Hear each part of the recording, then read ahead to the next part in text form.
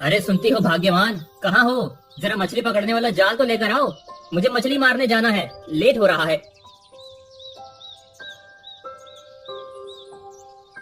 आप भी ना छोटे छोटे काम के लिए मुझे बोलते रहते हैं। इतना सा काम आप खुद नहीं कर सकते हैं क्या? मुझे बच्चों को तैयार करना है और स्कूल भी तो भेजना है। अच्छा मैं ले लेता हूँ।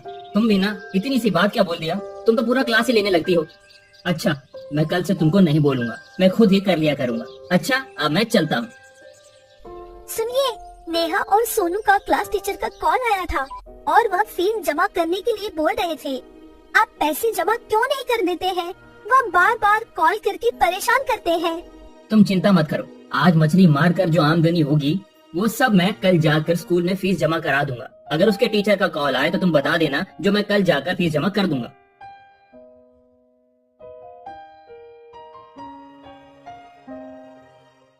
इतना कहकर लखन मछली पकड़ने तालाब में चला जाता है।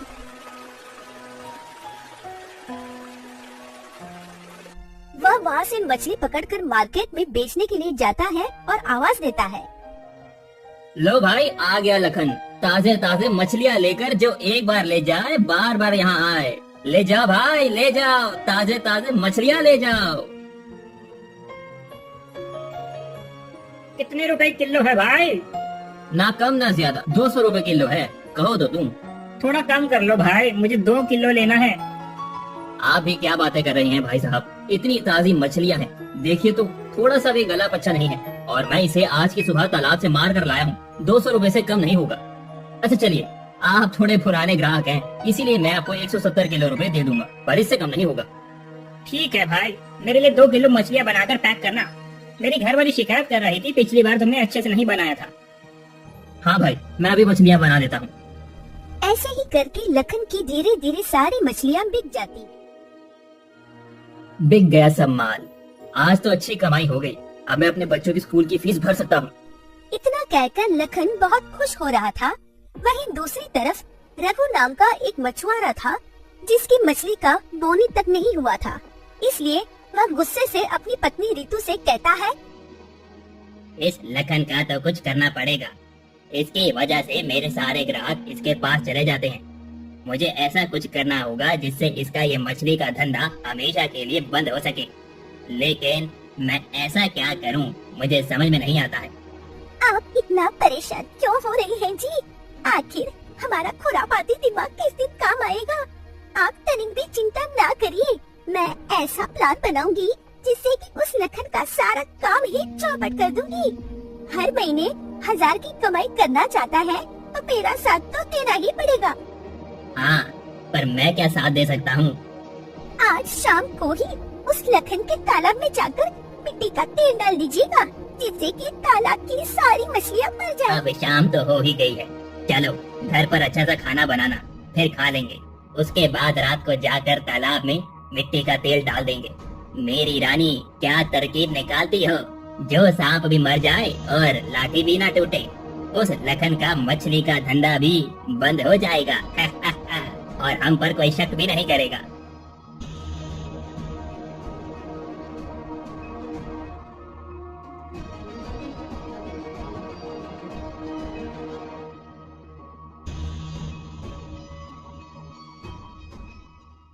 फिर अगले दिन लखन जैसे ही मछलियाँ मारने जाता है, वह देखता है कि उसके तालाब की सारी मछलियाँ मरी हुई हैं।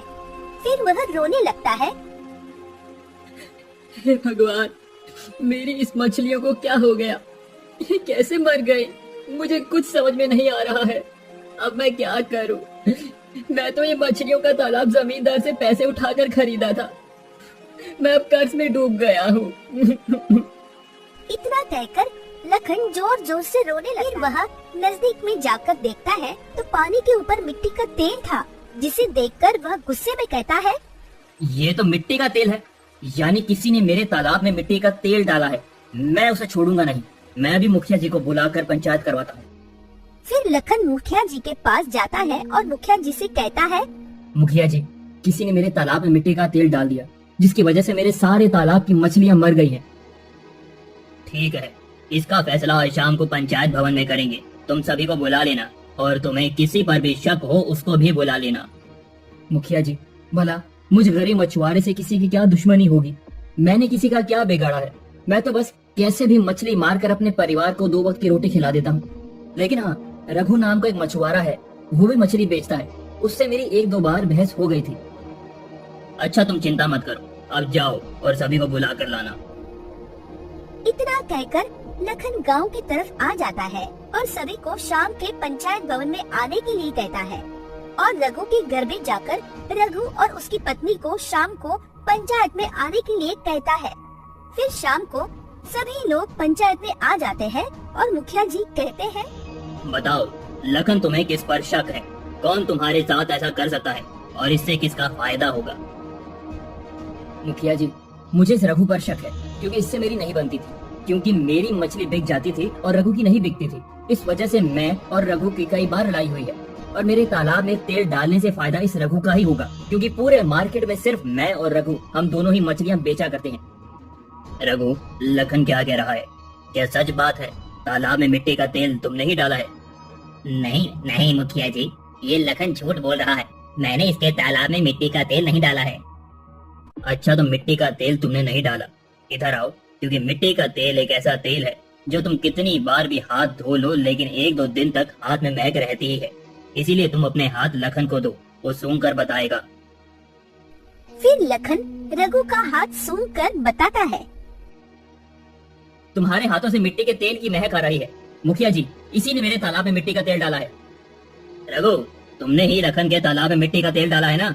इसीलिए तुम्हें 20,000 रुपए जुर्माना लखन को देना होगा और तुम आज के बाद उस मार्केट में मछली नहीं बेचोगे और तुम्हें ये धंधा छोड़कर कोई और धंधा स्टार्ट करना होगा। यही इस पंचायत का फैसला है। इतना कहकर सभी अपने अपने घर चले जाते हैं। फिर रघु लखन को 20,000 रुपए देने घर जाकर अपने घर आकर अपनी पत्नी रितु से कहता है, उस लखन की वजह से मुझे अपना धंधा बंद करना पड़ा और 20,000 रुपए जुर्माना भरना पड़ा। मैं इसका बदलाव लखन से लेकर रहूंगा। आप एक काम करिए ना, जब भी सब लोग सो जाएंगे तो उस लखन के घर जाकर उसकी तिजोरी से हमारे पैसे वापस ले लीजिएगा और उसके घर में आग लगा दीजिएगा, जिससे कि सब समझेंगे कि घर में आग लग गई और उस सारे पैसे भी जल गए, पर हम पर कोई शक भी नहीं कर पाएगा। ठीक है, मैं ऐसा ही करूँगा। फिर रघु रात होते ही लखन के घर चोरी से चला जाता है और लखन की अलमारी से रखे अपने पैसे निकाल लेता है और साथ ही लखन के पैसे भी निकाल लेता है और बाहर आकर उस घर में आग लगा देता है। यह आग देखकर लखन की पत्नी सुषमा चिल्लाकर अपने पति को कहती है, सुनते हो? उठो उठो, देखो घर में आग लग गई है। देखो बच्चे कहाँ हैं?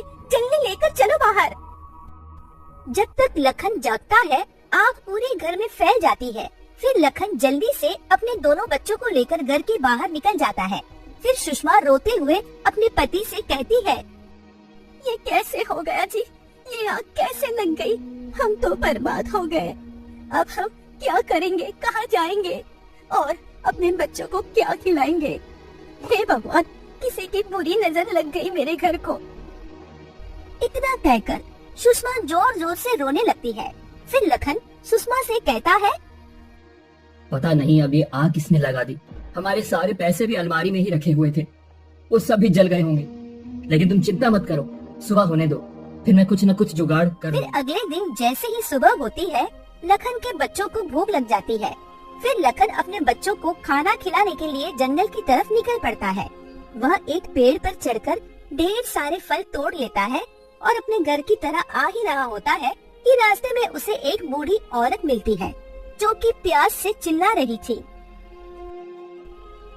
पानी पानी, कोई मुझे पानी पिला दो। लखन को उस पर दया आ जाती है और वह फल को उसी पेड़ के नीचे रखकर तालाब की तरफ चला जाता है और वहाँ से एक पत्ते में पानी भरकर ले आता है और उस बूढ़ी औरत को पिला देता है।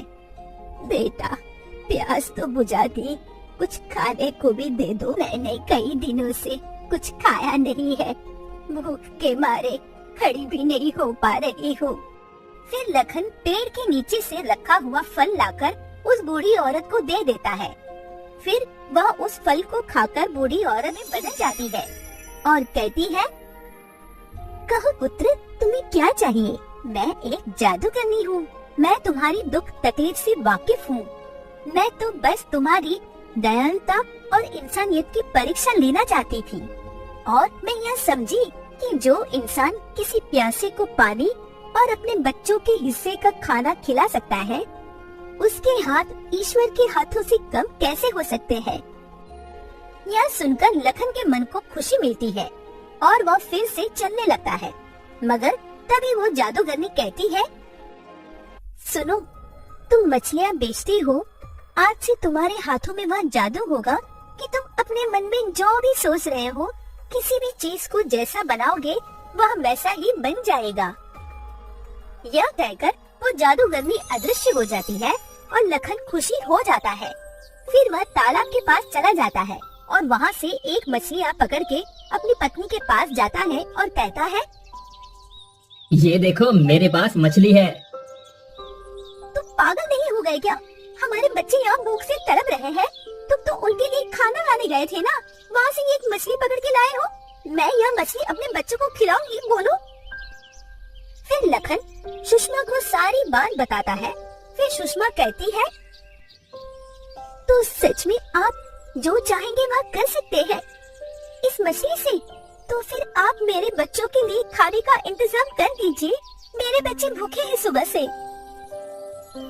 फिर लखन उस मछली पर हाथ रखकर जैसे ही मन में तरह तरह के खाने के बारे में सोचता है, वह सारे पकवान सामने आ जाते हैं।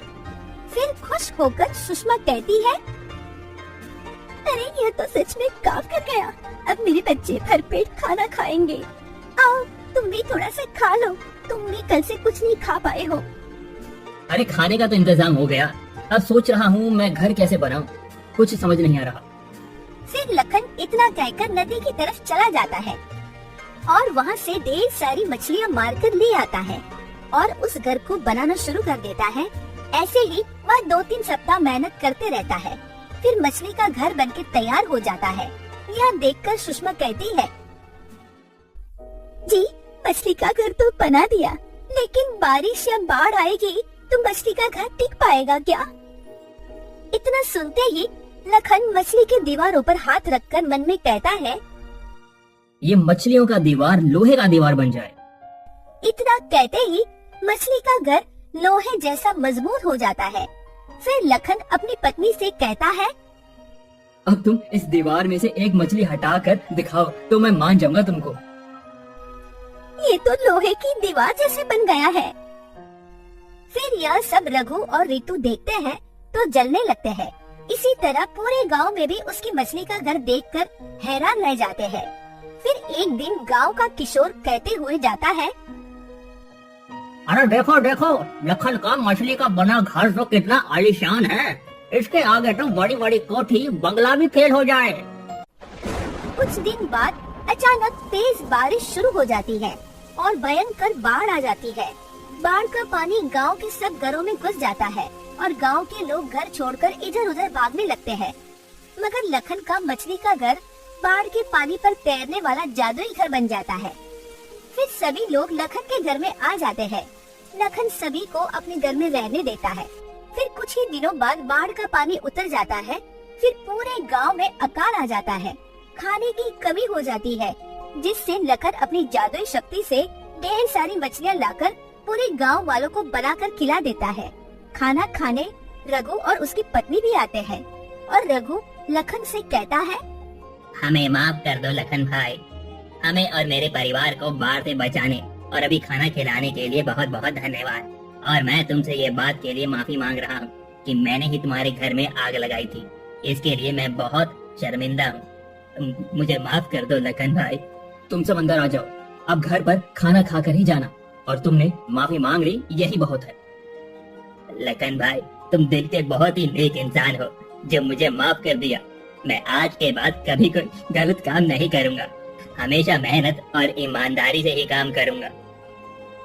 फिर लखन सभी को खाना खिला देता है और ऐसे ही सभी जरूरतमंद लोगों को अपनी जादुई शक्ति से मदद करते रहता है।